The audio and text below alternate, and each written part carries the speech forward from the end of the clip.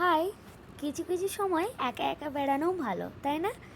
কিন্তু একা বেড়ানো তখনই সুযোগ হয় যখন উনি থাকেন না।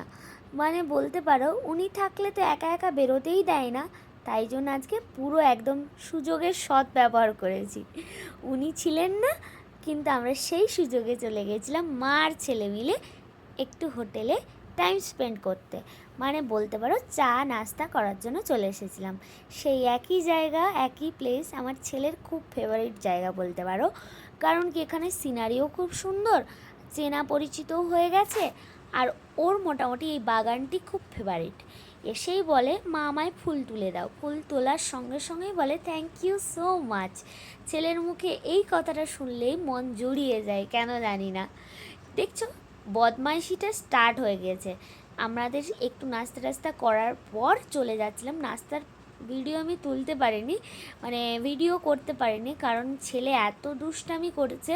একা একা নিয়ে গেছি তো মনের মধ্যে কোথাও না কোথাও ভয় তো কাজ করছে, কিন্তু ভয়কে জয় করতে হবেই আজকে। তাই জন্য স্কুটিতে উঠেই বাড়ি যাওয়ার রওনা দিলাম। আর রাস্তায় আস্তে আস্তে ভাবলাম ঠাকুরকে একটু গড় করা যাক।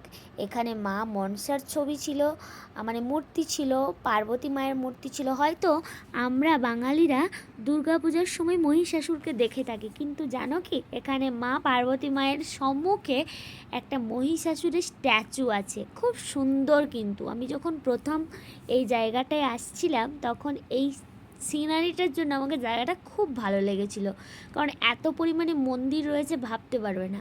আর এই মহিষাসুরের স্ট্যাচুটা তো অপূর্ব দেখতে লাগে, এটা একটু আনকমন, তাই না? আর হ্যাঁ, এই জায়গাটার নাম টিপটুর। কারা কারা দেখছো টিপটুর থেকে এটা অবশ্যই আমাকে জানাবে। আর ভাবলাম একটু ঠাকুরের ভেতরে যাব, মাকে গড় করে আসবো, কিন্তু ছেলে এত দুষ্টামি শুরু করেছে। আর ভেতরে সবাই পুজো দিচ্ছিল, আর পিছন থেকে ছেলে ককরোচ দেখে বলছে মা ককরোচ বেরিয়েছে, ককরোচ বেরিয়েছে। আর হ্যাঁ, ছেলেকে তো ঘেরতেই হবে, কারণ সাইডে এত পরিমাণে গাড়ি ঝাঁ ঝাঁ করে যাচ্ছে, ভয়ও লাগছে পাছে ছুটে চলে যায়। ওইদিকে পতাকাটা দেখো কত সুন্দরভাবে উড়ছে, অপূর্ব দেখতে লাগছে, তাই না? বাতাসটাও কিন্তু দারুণ দিচ্ছে, এখানে ভালোই ঠান্ডা, জানো তো। বলতে বলতে বাড়িতে চলে এসেছি। এবার তো পেট পুজো করতেই হবে রাত্রি, মানে অর্থাৎ ডিনারের জন্য।